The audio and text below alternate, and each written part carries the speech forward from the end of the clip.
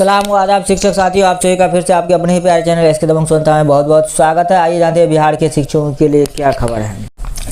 पहली खबर है कि नियोजित शिक्षकों को बीपीएससी TRE-1 को जोड़ने के लिए निम्नलिखित कागज प्रस्तुत करना होगा। बिहार लोक सेवा आयोग की अनुशंसा के आधार पर नवनियुक्त विद्यालय अध्यापक, नियोजन एवं अन्य सरकारी सेवाएं कार्यरत को एतद द्वारा सूचित किया जाता है कि उनके विद्यालय में पद स्थापन आदेश निर्गत होने के उपरांत योगदान की स्वीकृति हेतु निम्नलिखित कागज प्रस्तुत करना होगा। नंबर 1, नियोजित शिक्षकों के मामले में नियुक्त प्राधिकार नियोजन इकाई से प्राप्त अनापत्ति प्रमाण पत्र की प्रति। और ख नंबर, विद्यालय प्रधान से बकाया का आरोप आदि लंबित रहने पर संबंधी प्रमाण पत्र। ग नंबर, नियुक्ति प्राधिकार नियोजन इकाई के सक्षम प्राधिकार से विरमण आदेश की प्राप्ति। और नंबर 2 है, भारत सरकार अथवा राज्य सरकार के किसी विभाग में कार्यरत नवनियुक्त विद्यालय अध्यापकों के मामले में अपने वर्तमान कार्यालय से विरमण पत्र एवं बकाया आरोप आदि लंबित नहीं रहने से संबंधित प्रमाण पत्र।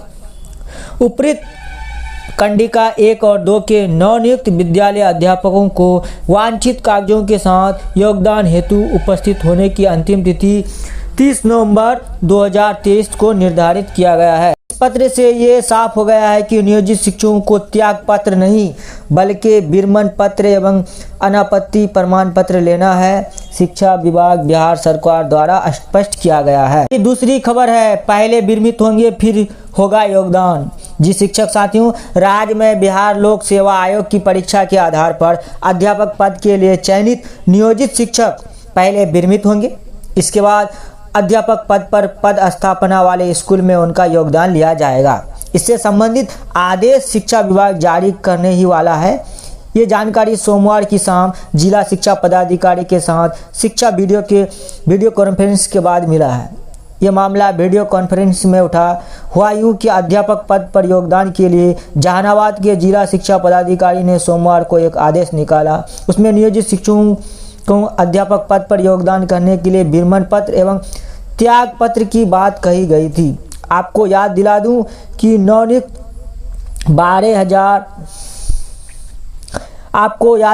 कि नवनियुक्त 1,20,336 अध्यापकों में 28,815 नियोजित शिक्षक हैं। वहीं अगली खबर है, BCA MCA योग्यता वाले भी बनेंगे 6 से 8वीं तक के अध्यापक।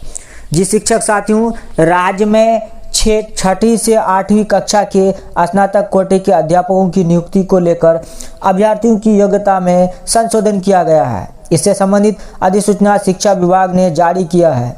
इसके तहत BCA MCA शास्त्रीय और आलिम डिग्रीधारी भी शिक्षक बनेंगे। 2014 के तहत इंजीनियरिंग से स्नातक माने BTech जिसमें विज्ञान और गणित की विशेषता हो तथा B.Ed अथवा BSc बायोलॉजी टेक्नोलॉजी एवं BSc इलेक्ट्रॉनिक्स तथा B.Ed जरूरी है। अधिसूचना में किए गए प्रावधान के मुताबिक 6ठी से 8वीं के भाषा विषय के अध्यापक पद के लिए स्नातक स्तर पर प्रतिष्ठा ऑनर्स अनुशासन सब्सिडरी विषय के रूप में संबंधित भाषा पाठित होना जरूरी है। यथा संस्कृत भाषा के शिक्षकों के लिए संस्कृत में स्नातक शास्त्री की उपाधि एवं उर्दू भाषा के शिक्षक पद के लिए आलिम की उपाधि अथवा उर्दू में स्नातक होना चाहिए। अधिसूचना में कहा गया है कि 6ठी से 8वीं के सामाजिक विज्ञान के अध्यापक पद के लिए स्नातक स्तर पर इतिहास, भूगोल, राजनीतिक शास्त्र, दर्शन शास्त्र, अर्थशास्त्र, वाणिज्य, मनोविज्ञान, समाजशास्त्र, गृह विज्ञान में से कोई 2 विषय स्नातक स्तर पर पठित होना जरूरी है। इसी प्रकार 6ठी से 8वीं के गणित एवं विज्ञान के अध्यापक पद के लिए स्नातक स्तर पर गणित, सांख्यिकी, भौतिक, रसायन, जीव विज्ञान, वनस्पति विज्ञान अथवा जंतु विज्ञान में से कोई 2 विषय स्नातक स्तर पर पठित होना जरूरी है। हालांकि शिक्षा शास्त्र में डिप्लोमा एवं B.Ed के लिए केवल भारतीय पुनर्वास परिषद RCI द्वारा मान्यता प्राप्त पाठ्यक्रम मान्य होगा। ऐसी योग्यता प्राप्त अभ्यर्थियों की नियुक्ति के बाद प्राथमिक शिक्षा शास्त्र में राष्ट्रीय अध्यापक शिक्षा परिषद NCVT द्वारा मान्यता प्राप्त पाठ्यक्रम मान्य होंगे। ऐसी योग्यता प्राप्त अभ्यर्थियों की नियुक्ति के बाद प्रारंभिक शिक्षा शास्त्र में राष्ट्रीय अध्यापक शिक्षा परिषद द्वारा मान्यता प्राप्त 6 माह का विशेष प्रशिक्षण प्राप्त करना आवश्यक होगा। संबंधित अध्यापक को इस प्रशिक्षण में को पूरा करने के लिए 6 माह का संवैधानिक अवकाश मान्य होगा। वही अगली खबर है, 11,334 प्रधान अध्यापकों की होगी नियुक्ति। राज्य के माध्यमिक एवं उच्च माध्यमिक विद्यालयों में 11,334 प्रधान अध्यापकों की नियुक्ति होगी। प्रधान अध्यापकों की नियुक्ति भी बिहार लोक सेवा आयोग बीपीएससी की लिखित परीक्षा के आधार पर होगी। इसके पहले 6421 प्रधान अध्यापकों की नियुक्ति के लिए बिहार लोक सेवा आयोग द्वारा लिखित परीक्षा ली गई थी। उसमें तकरीबन 6,000 शिक्षक अभ्यर्थियों द्वारा आवेदन किए गए थे, लेकिन बिहार लोक सेवा आयोग की लिखित परीक्षा में 421 शिक्षक अभ्यर्थियों को ही सफलता मिली, यानी तकरीबन 6,000 पद खाली रह गए। इसी बीच प्रधान अध्यापकों के 5334 नए पद भी कैबिनेट से स्वीकृत हो चुके हैं। इनमें अगर पहले से खाली चल रहे 6,000 पद को जोड़ दिया जाए तो प्रधान अध्यापकों के पदों की संख्या 11,334 हो जाए। आपको याद दिला दूं कि शनिवार को शिक्षा दिवस समारोह में शिक्षा मंत्री प्रोफेसर चंद्रशेखर भी बोल चुके हैं कि प्रधान अध्यापकों की नियुक्ति जल्द होगी। माना जा रहा है कि दिसंबर में दूसरे चरण की अध्यापक नियुक्ति परीक्षा के तुरंत बाद प्रधान अध्यापकों की नियुक्ति के लिए परीक्षा ली जाएगी। वही अगली खबर है, नव नियुक्त 1,20,000 अध्यापकों की पोस्टिंग शुरू। जी शिक्षक साथियों, राज्य में नवनियुक्त 1,20,000 अध्यापकों की पोस्टिंग शुरू हो गई है। नवनियुक्त अध्यापकों की पोस्टिंग रैंडमाइजेशन के आधार पर चल रही है। अब तक 6 जिलों में नवनियुक्त अध्यापकों की पोस्टिंग हो चुकी है। इन 6 जिलों में शिवहर, शेखपुरा, वैशाली, कटिहार, कैमूर एवं किशनगंज शामिल है। सोमवार को पटना सहित 10 और जिलों में नवनियुक्त अध्यापकों की पोस्टिंग के लिए रैंडमाइजेशन की प्रक्रिया चल रही है।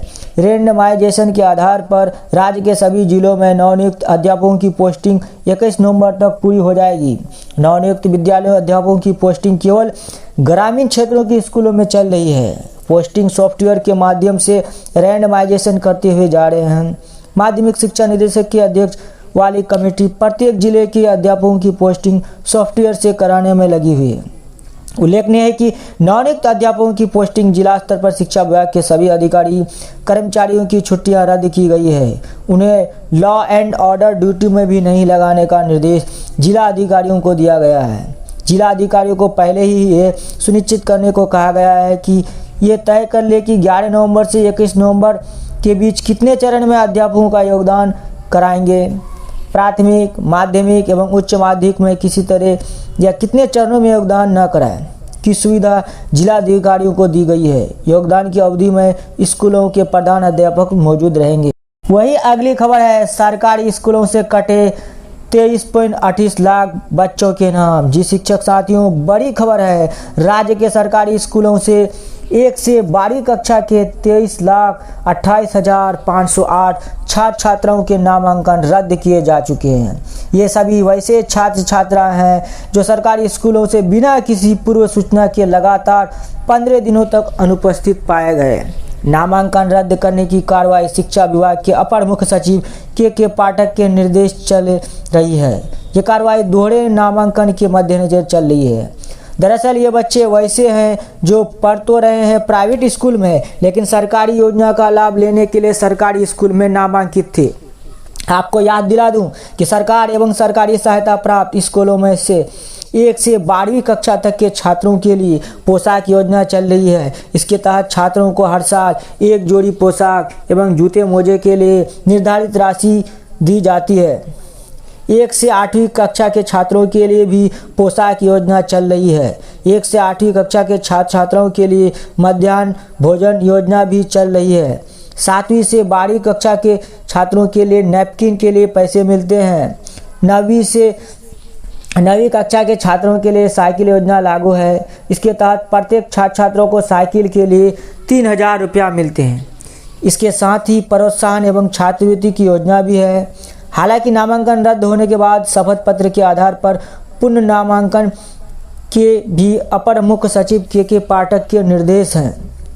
शिक्षा विभाग की 1 से 12वीं कक्षा के 23,28,508 छात्र छात्राओं के नामांकन रद्द हुए हैं।